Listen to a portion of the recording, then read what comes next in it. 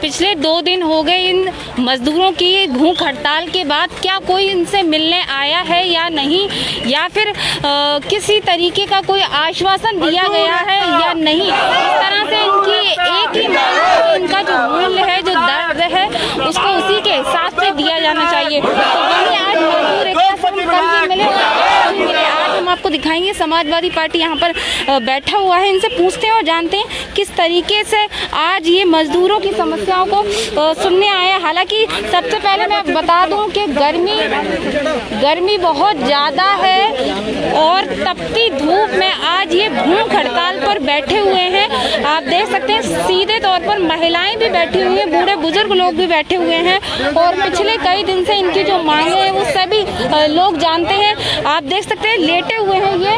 क्या आखिर ये अनशन अपना भूख हड़ताल कब खोलेंगे, तो सीधे इनसे बात करते हैं। तो सबसे पहले यहीं सपा के कुछ नेता यहाँ बैठे हुए हैं, क्यों आए हैं, किस तरीके की इन्होंने आज बातें सुनी है, क्या कुछ आश्वासन दिया है। अपने सहयोगी से कहेंगे थोड़ा सा बैठ जाएं।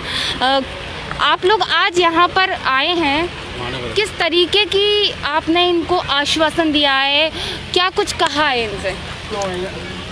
यहाँ पर कल से ये हमारे श्रमिक भाई भूख और हम ये संकल्प लेते हैं जब तक इनकी जायज़ मांगों को नहीं मान लिया जाएगा हम भी यहाँ से अब उठने वाले नहीं हैं, क्योंकि फिरोजाबाद के अंदर 70-75% की आबादी मजदूर है। हम भी एक मजदूर की माँ की कोख से पैदा हुए इंसान हैं। हम भी ये चाहते हैं कि मजदूर की मजदूरी उसका पसीना सूखने से पहले मिलनी चाहिए, क्योंकि हमारी माएँ और बहनें सुबह सदना ये 4 चूड़ी सिलाई का काम शुरू कर देती हैं और उनके साथ में ये हमारे जो मजदूर भाई खड़े हुए हैं ये भी जो साथ में लग जाते हैं, जुड़ाई में सदाई में उनका बराबर से सहयोग करते हैं। हम ये चाहते हैं कि फिरोजाबाद के मजदूर को ज़र्रा बराबर भी किसी भी जगह परेशानी हुई तो समाजवादी पार्टी इन मजदूरों के साथ मिलकर इस शासन और प्रशासन की ईंट से ईंट बजाने का काम करेगी और इनकी जायज़ मांगों को नहीं माना गया तो पूरे फिरोजाबाद के अंदर रंग ही कुछ और नजर आएगा। नेताजी आखिर क्या मांगे हैं इनकी, क्यों ये लोग भूख हड़ताल पर बैठे हैं। इनकी साहब ये मांगे हैं कि 3000 रुपये शासन द्वारा तय हुआ था उसको घटाकर यहाँ के उद्योगपतियों ने 2200 रुपये 2000 रुपये कर दिया है। हम ये चाहते हैं कि मजदूर कितना सीधा और कितना भोला होता है। हमारी माताएं बहनों की करीब ये समझ लीजिए आप 50% आबादी वो मजदूरी के ऊपर ही निर्भर है। अब जिस मजदूर को उसके लालन पालन के लिए उसके बच्चों की पढ़ाई लिखाई के लिए मजदूरी ना मिले तो फिर ऐसे नेताओं को नाले में डूबकर मर जाना चाहिए जो मजदूर की आवाज़ को दबाने का काम करते हैं। किसी भी तरीके से अभी उद्योगपतियों प्रशासन से कोई बातचीत हुई है, कुछ निकल कर? अभी किसी से कोई बातचीत नहीं हुई है। अभी सुनवाई में ये आया था कि फिरोजाबाद नगर विधायक ने कुछ आश्वासन दिया है, मगर वो आश्वासन विधिवत तरीके से जो रामदास मानव जो हमारे नेता हैं, मजदूर यूनियन के नेता हैं, उनको बुलाया जाए, कमिश्नर साहब बैठें और ये हमारे मजदूर भाई खड़े हुए हैं ये बैठें, इनके सामने बैठकर जो है उस शासनादेश को लागू करें। जब बात मानी जाएगी कागजी कार्रवाई पे कुछ होने वाला नहीं है। उद्योगपतियों से अभी कोई बात हुई है? अभी कोई बात नहीं हुई उद्योगपतियों से, उन्होंने किसी तरीके की बात कोई आश्वासन नहीं दिया उन्होंने अभी तक कुछ भी। ये तो मालूम है कि सबको पूरे शहर को मालूम पड़ गया है कि यहाँ पर श्रमिक लोग जो है भूख हड़ताल पे कल से जो है भूख हड़ताल पर बैठे हुए हैं। इनकी तो हालत बिगड़ रही है बेचारों की। अभी तक कोई किसी भी तरीके कोई अधिकारी नहीं। एक जो है डॉक्टर आए थे वो इनको देखकर चले गए हैं, डॉक्टर भी नहीं आए हैं। बताइए इनकी इतनी हालत ख़राब है, इनसे बेचारों से कल से पानी नहीं पिया है तो इनको बोला भी नहीं जा रहा है। बिल्कुल आप साफ तौर पर देख सकते हैं और कई और समाजवादी पार्टी के नेता हैं। आखिरकार सबसे बड़ा सवाल ये है, अगर मजदूरों की बात की जाए तो देश में सबसे मजबूत और महत्वपूर्ण कड़ी जो होती है वो मजदूर होती है। आज अगर बड़े बड़े कारखाने चल रहे हैं तो सिर्फ और सिर्फ मजदूरों की वजह से चल रहे हैं, श्रमिक भाइयों की वजह से चल रहे हैं। उसमें सबसे बड़ी और ख़ास बात यह कि महिलाएं भी घरों में काम करती हैं, लेकिन आज महिलाओं को बच्चों को छोड़कर अपने इस यहाँ आंगन में आकर यहाँ बैठना पड़ा है सड़कों पर। आखिर क्यों सरकार और जनप्रतिनिधि और प्रशासन नहीं सुन रहा है इनकी? सीधे बात करते हैं, आखिरकार इन लोगों की भूख हड़ताल से क्या कुछ आप लोग क्या कहना चाहते हैं? देखिए हम कहना चाहते हैं इस फिरोजाबाद को जो सुहाग नगरी की ख्याति प्राप्त है वो किसी उद्योगपति की वजह से नहीं, इन मजदूरों की वजह से प्राप्त है। क्योंकि ये बेचारे चूड़ियाँ बनाते हैं, उसके बाद वो चूड़ियाँ पूरे विश्व भर में जाती हैं और महिलाएं उन्हें अपने सुहाग के रूप में इस्तेमाल करती हैं। तो ये ख्याति जो है इनकी वजह से प्राप्त है, ना कि किसी उद्योगपति की वजह से। आज इनका दमन किया जा रहा है। जो शासनादेश आया वो 3,000 रुपये का आया, लेकिन उसके बाद में इनकी मजदूरी जो घटाकर, पहले 2600 मिलती थी शासनादेश से पहले, अब वो घटाकर 1800 और कर दी गई। तो कहीं ना कहीं इनका तो बेचारों का दमन किया जा रहा है। महंगाई चरम पर है। आप देख रही हैं कि पेट्रोल 100 रुपये के पार हो गया, सरसों का तेल 200 के पार हो गया। इन बेचारों को अपने बच्चों का पालन पोषण करने के लिए जो ये मुश्किल से शाम तक अगर एक व्यक्ति 150 रुपये कमाता होगा, फिर वो उसमें कैसे परिवार चलाएगा अपना। और उसके बाद में हमारे फिरोजाबाद के जो विधायक हैं, उद्योगपति हैं, वो 7 कारखानों में पार्टनर हैं, तो उनको नहीं अच्छा लगता है कि इन मजदूरों के घरों के जो बच्चे हैं वो पढ़ लिख कर किसी अच्छी पोस्ट पर नौकरी करें। क्योंकि अगर ये इनके बच्चे पढ़ लिख गए और अच्छी पोस्टों पर नौकरी लग गए तो उनका गुलाम बनकर उनकी गुलामी कौन करेगा। समाजवादी पार्टी के कुछ नेता आए हैं, क्या कुछ आश्वासन? समाजवादी पार्टी इन मजदूरों के साथ पूरी तरीके से है। इनके नेता जो रामदास मानव जी हैं, आदरणीय बड़े भाई, वो उनसे मेरे बहुत ही गहरे ताल्लुकात हैं। अगर उनको जल्दी रिहा नहीं किया गया, उनके मुकदमे वापस नहीं लिए गए, तो समाजवादी पार्टी हर कंडीशन में इनके साथ लड़ेगी। जो ये आदेश करेंगे हम इनके साथ होंगे। सदर विधायक पे जो आपका आरोप है बिल्कुल गलत है, क्योंकि 3,000 रुपये जो किए थे वो अगर सदर विधायक ने 3,000 रुपये का शासनादेश लागू किया है तो मैं गलत हो सकता हूँ। इन सब मजदूरों से आप पूछ लिए क्या नहीं दे रहे हैं, तो उन्हें दिलाएगा कौन? उन्हें दिलाने क्या डोनाल्ड ट्रंप आएंगे अमेरिका से?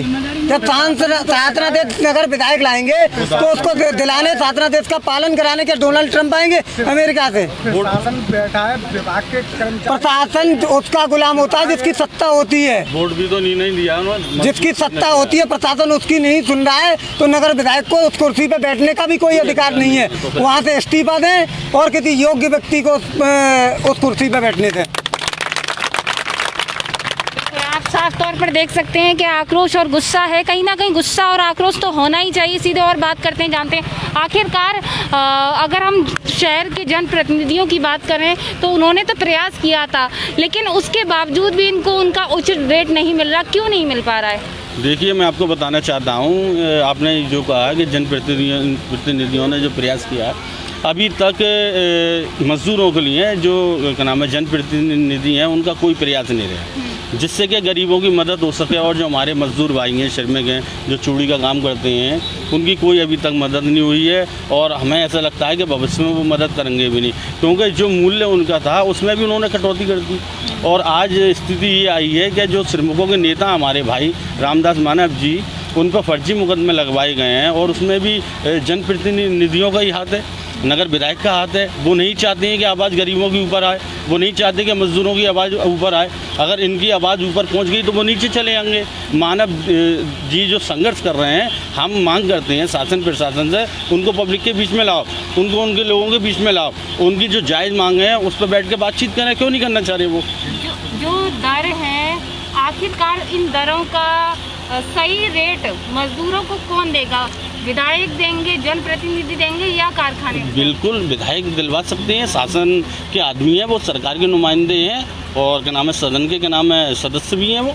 और प्रशासन इस पर किसी तरह से कोई कार्रवाई? बिल्कुल कार्रवाई कर सकता है प्रशासन का, उनका काम है, उनके पास ताकत है। डीएम साहब से मिल गए, वो उचित रेट नहीं दे रहे, उनके खिलाफ किस तरह से कार्रवाई करनी? ये नगर विधायक कार्रवाई करा सकते हैं, जब उनके साथ एसी रूमों में बैठ के वो नाश्ता कर सकते हैं, खाना खा सकते हैं और उनकी मांगों को पूरा करवा सकते हैं। तो वो गरीबों की मांग पूरा नहीं कराएंगे जिनके वोट से वो चुन के आए हैं। ये तो वही बात हो गई कि सीधे सीधे बेईमानी, ये गरीबों के साथ बेईमानी है। गरीबों का कोई काम नहीं करना चाहते हैं, गरीबों का वोट लेना चाहते हैं। वो चाहें तो शासन से मिलकर गरीबों की मांग 24 घंटे में पूरी करा सकते हैं, लेकिन उनके ऊपर फैक्ट्री ओनरों का जो दबाव है, उस दबाव को देखते हुए उन्होंने इस मसले से अपने आप को दूर कर रखा है। तो वो गरीबों की कोई सुध लेना नहीं चाहते। बिल्कुल, मोहित जी ने एक बहुत अच्छी बात कही कि अगर हम पूरे अपने विदेशों की, अपने पूरे देश की बात करें कि पूरा फिरोजाबाद चूड़े के उद्योग से प्रसिद्ध है, चूड़े के कांच के कार्य से, लेकिन उस कांच के कार्य को करने वाला कौन है, सवाल सबसे बड़ा ये उठ रहा है सवाल।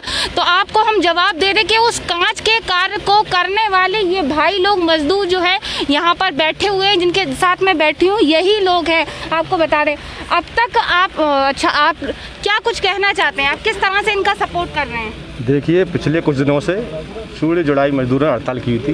हड़ताल करने के बाद इनके रहबर, इनके मसीहा आदरणीय रामदास मानव जी जब इनकी बात रखने के लिए, पक्ष रखने के लिए एएलसी ऑफिस पहुंचे, प्रशासन के पास पहुंचे, तो यहाँ के मौजूदा विधायक ने सत्ता पक्ष की गुंडागर्दी, सत्ता पक्ष की ताकत के द्वारा उन पर फर्जी मुकदमे लगा दिए गए। उनका अभी तक ये पता नहीं है वो जेल में है, थाने में है या घर पे, उनका अभी तक कोई अता पता नहीं है।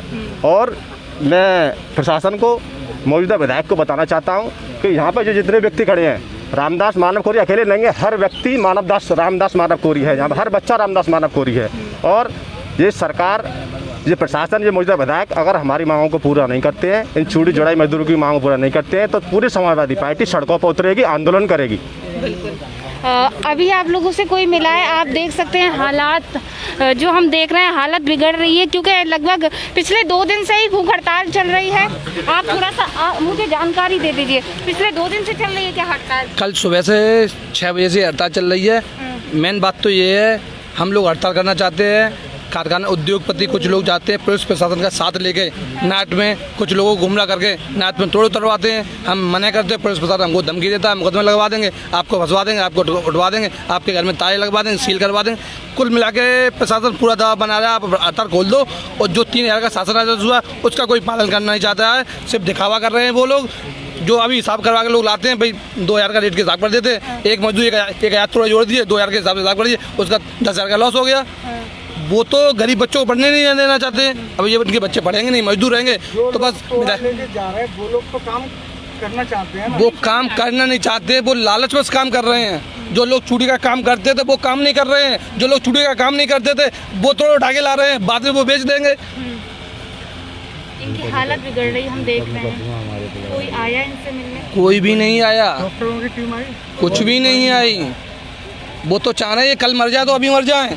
यहाँ लोग बैठे हैं, महिलाएं जो कल विधवा हो तो आज हो जाएं, उन्हें कोई फर्क नहीं पड़ रहा क्योंकि ये मजदूर हैं, मजदूरी कोई सुनने वाला नहीं है। आखिर कारखानेदार ऐसा क्यों कर रहे हैं उनको, जबकि अच्छे से पता है उनके कारखाने आप दोनों के आपकी वजह से चलेंगे? ऐसा है, हमारी सरकार ने जनता से एक वादा किया था, अच्छे दिन आएंगे। अच्छे दिन का नतीजा है हमारे भाई आज सड़क पर लेटे हैं, ये महिलाएं सड़क पर बैठी हैं, इनके बच्चे भूखे सो रहे हैं, रात को दूध नहीं मिल रहा है, चाय पीने के लिए पॉलीथीन वाला दूध भी नहीं मिल पा रहा है। इनके अच्छे दिन हैं। महंगाई तो बढ़ा रहे हैं, वो महंगाई बढ़ाने में कोई कमी नहीं है, पर गरीबों के हित में कोई शासन आदेश नहीं पालन कर रहे। रामदास मानव जी ने पिछली बार शासन आदेश के लिए जंग लड़ी तो उनको जेल जाना पड़ा, उनके बच्चे भूखे मरे, हम लोगों ने सहयोग किया तो उनके घर पे दाना पानी पहुंचाया। अब हम भी क्या करें, कब तक करें? कब तक बैठेंगे? अगर आप लोगों की सुनवाई नहीं हुई आगे क्या करेंगे? जब तक मानव जी को उन पे लगे हुए मुकदमे वापस नहीं लिए आएंगे, जब तक रामदास मानव जी यहाँ नहीं आएंगे, तब तक हम लोग इसी अनशन पर बैठे रहेंगे, भले मर जाएं पर हुट के नहीं जाएंगे। देख सकते हैं कि ये जो है वो मजदूर भाई हैं, तो कहीं ना कहीं लगातार ये नारे लगा रहे हैं। सबसे बड़ा सवाल ये है, मैं आपको जानकारी दे दूं कि इस तपती धूप में जहाँ पर हम खड़े नहीं हो सकते, आज ये मजदूर भाई बैठे हुए हैं, ना हवा है और इतनी तपती धूप में जो सूरज देवता बिल्कुल सर पर है। मैं आपको बता दूं, आज ये मजदूर भाई उस जमीन पर पैर नहीं रखा जा रहा है को सुना जाए, आया जाए यहाँ, क्योंकि हालात अभी इनकी ख़राब हो रहे हैं, लोगों की हालतें ख़राब हो रही हैं। तो फिर मिलते हैं एक नई खबर के साथ, देखते रहें RK TV सहयोगी विपिन राठौर के साथ मैं रीना खान, फिरोजाबाद।